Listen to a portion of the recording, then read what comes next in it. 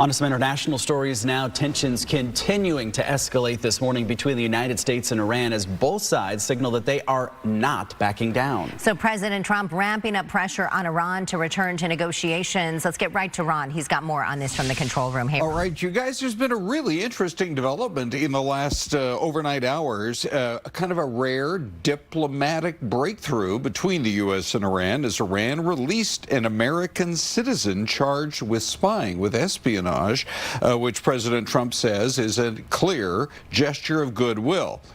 It's very obvious, though, you've got the political structure there that may want to be moving forward with negotiations, but the hardliners in the IRGC clearly want the war to continue. So Iran is saying that it will destroy infrastructure across the Middle East if the U.S. carries out its stated possibility of attacking Iranian infrastructure, power plants, bridges, etc.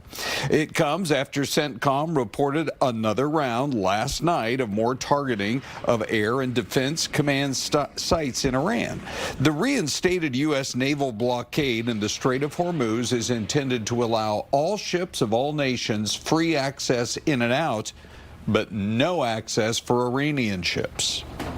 We received a call just as I was coming here that they want to meet. They always want to meet. If you're not going to do it the way I'm doing it, you're never going to make a deal with them. And we'll have Iran defeated soon. They'll be defeated very soon.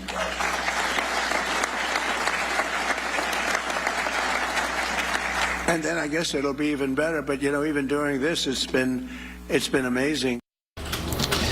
Vice President J.D. Vance also giving an interview where he says the U.S. will not, under any circumstances, send in ground troops to Iran hoping for regime change. The conflict fueling a debate in Washington. More than half of House Democrats recently voted to eliminate the $3.3 billion in U.S. military aid to Israel.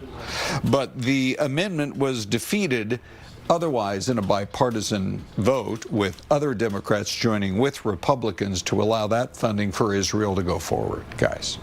All right, Ron, thank you.